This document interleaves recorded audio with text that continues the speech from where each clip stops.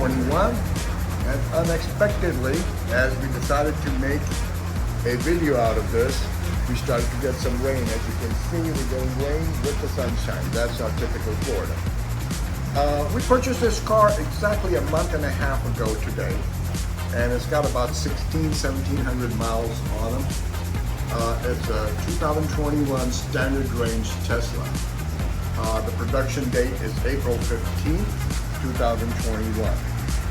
One thing I do want to just talk about the fit and finish on the car, with the seams not quite appropriate, but we could not find any flaws with the car. So apparently they have corrected their flaws as they have gotten along. The trunk mode can be operated through your phone app or from the inside with that 15-inch screen you have on the display. You can control the height of it, which you need to do so if you're going to be parking in the garage, because in most cases it may touch the garage, so you can control that. Plenty of trunk space. As you can see, the seats do fold down, and it's a click of a button, which is here somewhere. There it goes. That gives you plenty of room. Here's the charging kit, which you have in here, along with some more space underneath this thing here. So that's your trunk, folks. Now with that said, let's go and talk about what we did as far as the charging is concerned. Let's shut this out. All right, folks, this is the Tesla charger. This wall mount we specially got done by the electrician to convert 110 to 220 volts. This adapter you see here, we bought separately from Tesla so that we can convert it from 110 to 220. This is how we plug it in. Alright folks, this is where we have the charging port of the vehicle. This is inserted inside the charging port. Soon as we press on this button, the port opens up and we nicely insert this inside the car, and there you go. You can see the light blipping, which means it has started to charge. When the car is charging, it appears on the screen over here for a bit. If you're not sitting inside the car, the screen will shut down, but the car will keep charging. And as you can see on the screen, that on the 220 volt it is showing 26 to 27 miles per hour. Otherwise, if it's on a 110, then it is maximum up to 5 to 6 miles per hour. So that's the difference of between the 110 and the 220 volt charging, which is why 220 is mostly preferred. This is what I'm most interested in talking to you folks about. It is pretty user-friendly. As you can see, the fit and finish inside the vehicle is extremely appealing. We were a little skeptical about it after watching a lot of videos online in regards to the Tesla Y models that was in the earlier production, but we did not find any issues with this particular vehicle, and we actually did go through pretty hard to find issues. It does have 14 speakers. The sound system is phenomenal. Sounds and the different instruments playing separately. So it is extremely appealing as far as that goes. A few things which I wanted to talk to you about. It does have 200-mile range left on it, as you may very well see. What Tesla promises you as far as the range, just discount about 20% off of it, and I'm telling you, because we have experienced it and a lot of people have talked about it, whatever range car you get, discount about 20%, because it has to be at the optimum range for it to give you the mileage which they promise you, because especially in Florida, you're going to have your air conditioner on, you're going to have your stereo on, you'll be charging your phones and everything. Based on that, you'll be driving it on the highway at over 65-70 miles an hour. With that said, you would not get the range which they promise you. So I just wanted to give you that disclosure right off the bat. When you go into the car mode here, it gives you a quick control. Quick control is pretty easy to explain. As you can see, we keep everything on auto as much as we possibly can. You do have his and her mode as far as setting up the seats and the steering column. It does have the telescopic steering, which you can set it up. The way you can set it up is like this. That's my name, that's my wife here. So anytime the car senses that one particular person is getting in the car, it automatically adjusts the seat and the steering column, along with the side mirrors too. The only thing you have to adjust is the rear view mirror, which is not a big deal. The lights, we always keep it on auto, and we always keep the front fog lights on. The dome light, we keep it on auto, where it just gets turned off once you leave the car after about 15-20 seconds.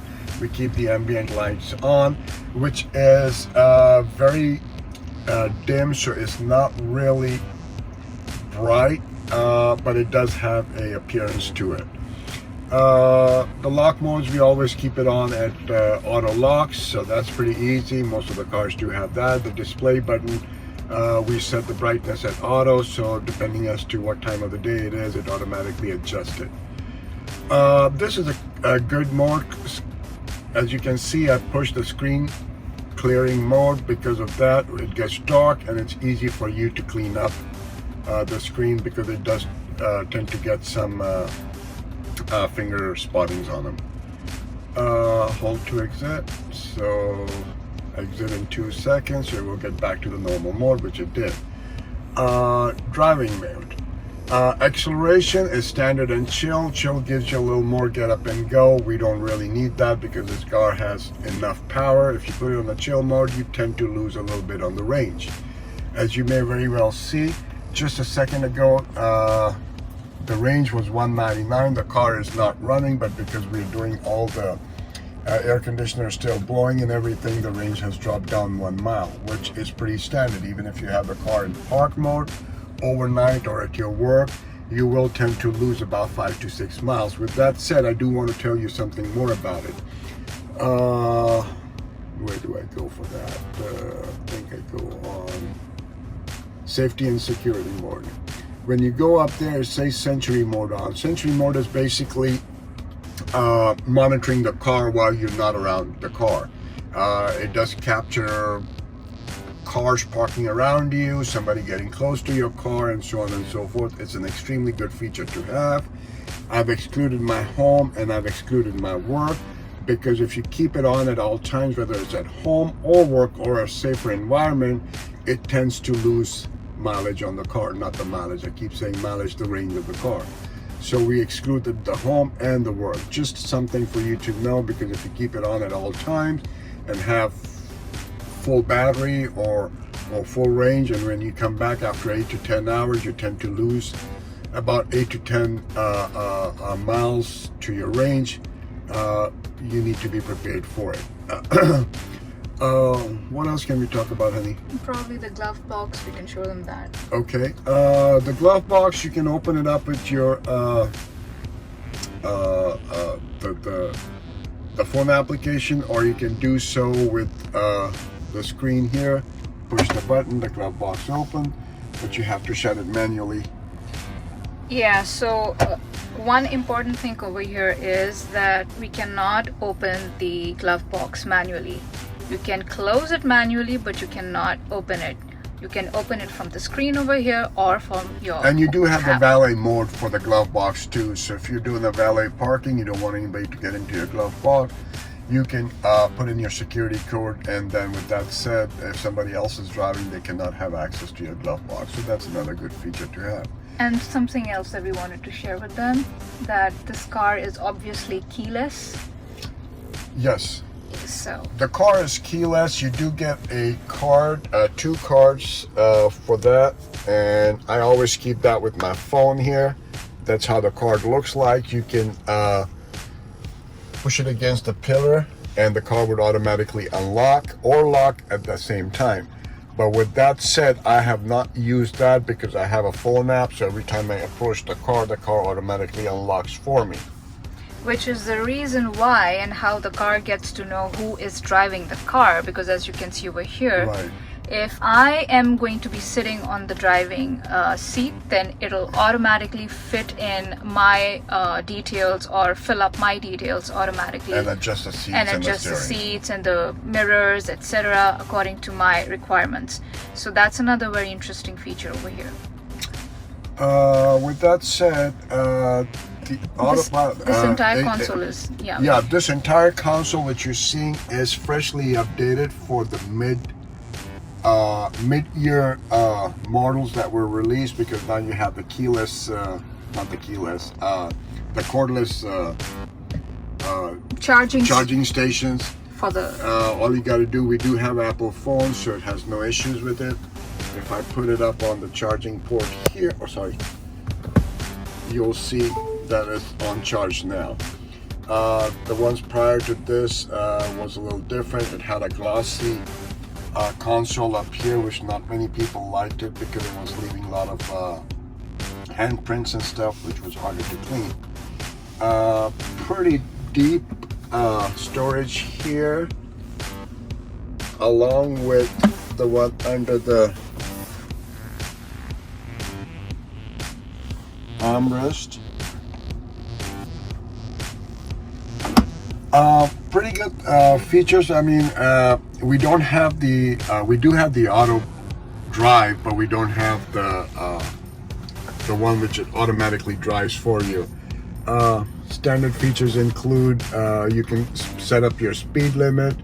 I normally keep it about 5 to 6 miles over the speed limit. At that point, if you want that to be displayed by a chime or a warning sign comes on, it can be done. Forward collision warning, I put it on the early mode, so it will let me know. Lane departure, it will assist me, or you can put the warning one. I do not like the sound, so I keep it where it just warns me and I automatically adjust it, but you can do it the way you would like to do it. Safety and security, we went through it. Navigation is pretty easy. We can keep it at where do we want to go. Avoid ferries, avoid tolls. It depends as to where you're at. You can control it pretty much on your own liking. We go up onto this mode here. You have the camera mode where you can set up the cameras. I try to keep it on at all times, even when I'm driving. It does not automatically take you to that mode, so you have to push the button to do so. It does have really good cameras, so it helps you monitor cars behind you. That way it would be easier for you to change lanes or do what you need to be doing.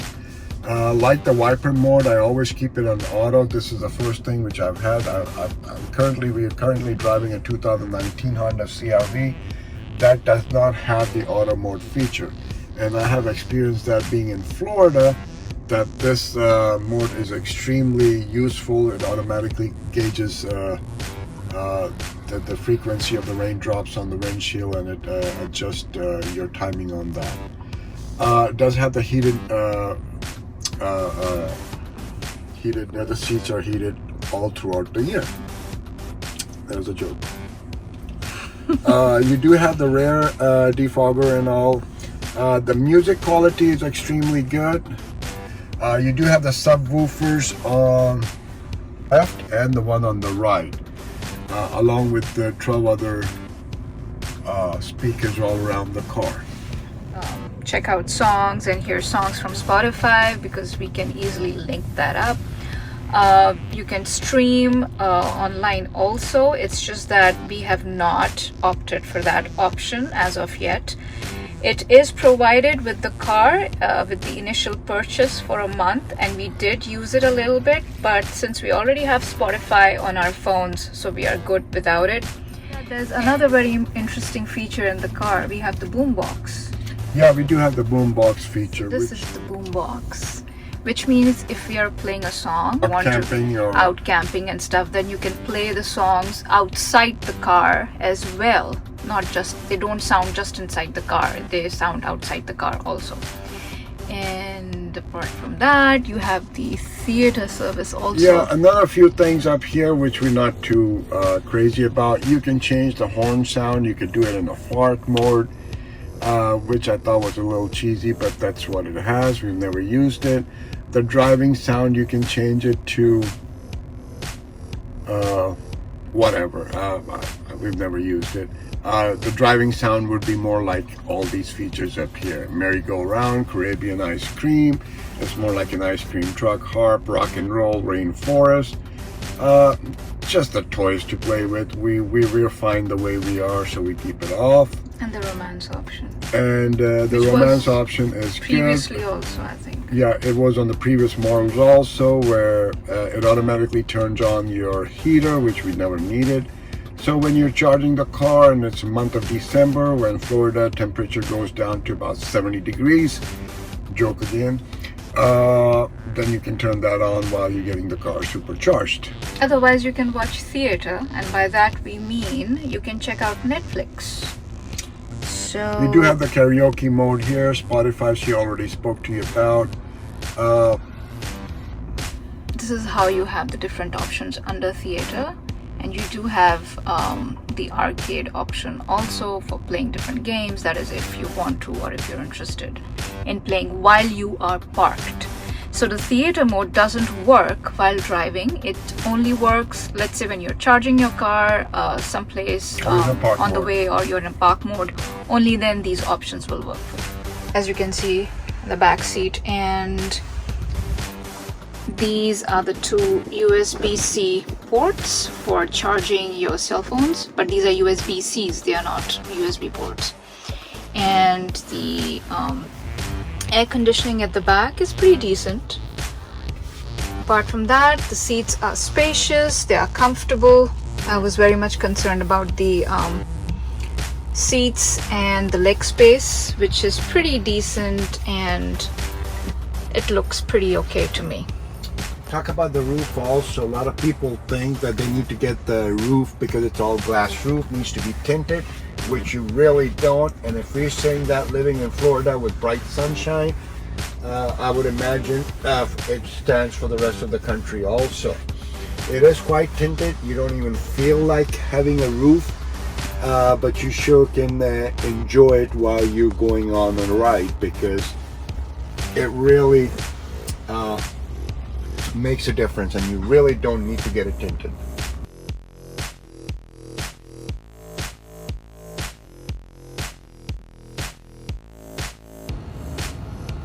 So we have ambient lighting underneath the doors also, as you Along can with see. under the driver's side. Yeah, so on both sides. On both sides.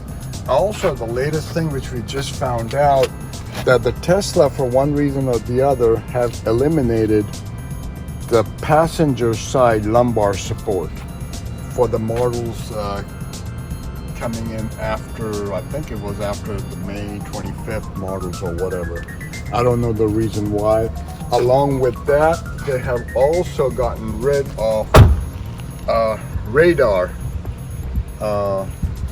activation for the 2021 models. We do have the radar, but they're going strictly vision now.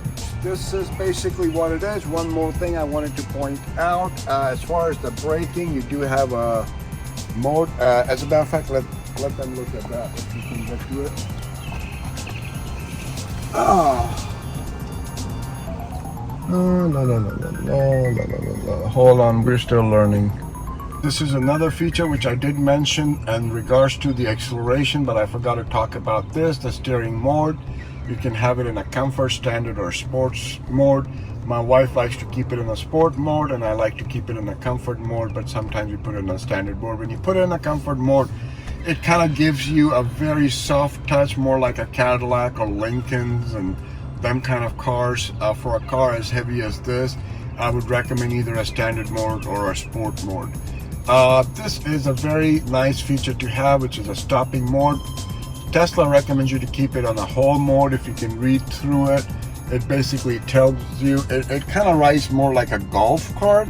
Once you take the pedal off of the, once you take the foot off of the gas pedal, it automatically starts rolling and comes to a stop where you hardly ever have to use the brakes for emergency only. That is more like a degenerated braking system, which keeps your range in check. So they recommend you keeping it on the whole mode. You could do it on a creep or a roll. Roll is basically more like a standard gasoline car, which I've tried it, and it just gives you the feel of a regular gasoline car. That whole mode is the biggest adjustment somebody would have when they get into an electric SUV or an electric vehicle like this. That does take a little bit of adjustment. You push the gas pedal, go up, and then it automatically puts you in a reverse mode because it's getting a little dark here because of the rain. The headlights, because we kept it on an auto mode, comes on. Now the camera is steering me from our driveway, and I'll just give you a quick display in regards to how the braking system works. You go on the drive mode, and since I have it on the whole mode, as you may see, just check the speedometer here, please. So if I'm going on, and I will not apply the brakes, as you can see, I'm going at 20 miles an hour, and I just released the gas pedal, and it took about whatever time it takes, and the car came to a complete stop without me having to touch the brakes. That is something which a person would have to get used to when they're driving an electric vehicle.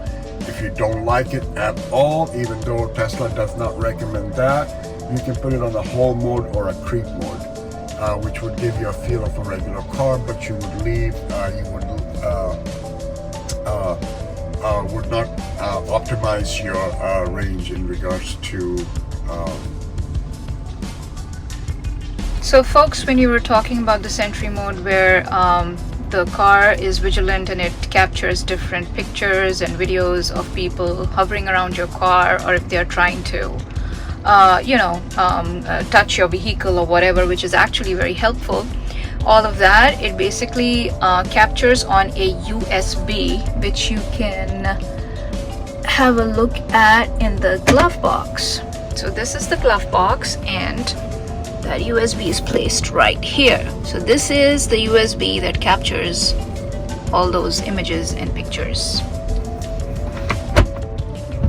There she goes again.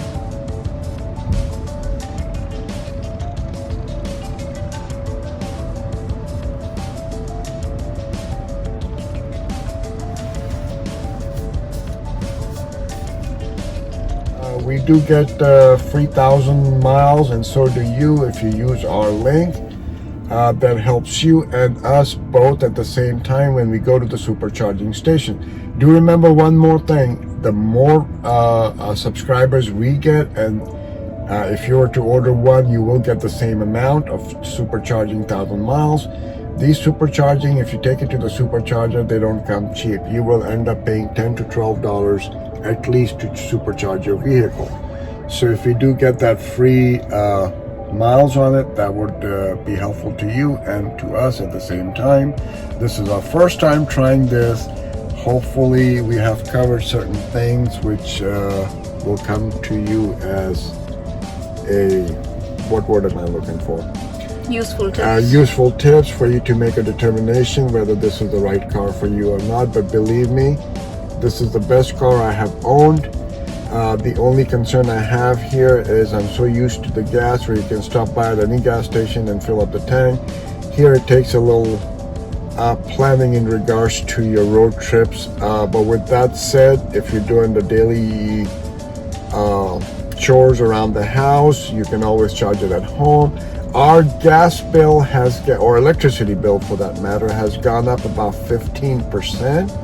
So far, but that's not an accurate reading because we're still getting used to this vehicle at what time we need to get it charged and all that. We'll be able to tell you more about it when the time comes, but we have noticed an increase in about 15%. That could be because of the weather, but we have to call the electric company and see what kind of bills we were running prior to this for the last year. Please subscribe to our channel, please follow our link, and in return we get the same. That would come in handy. Thank you very much, and you take care of yourself. Bye now.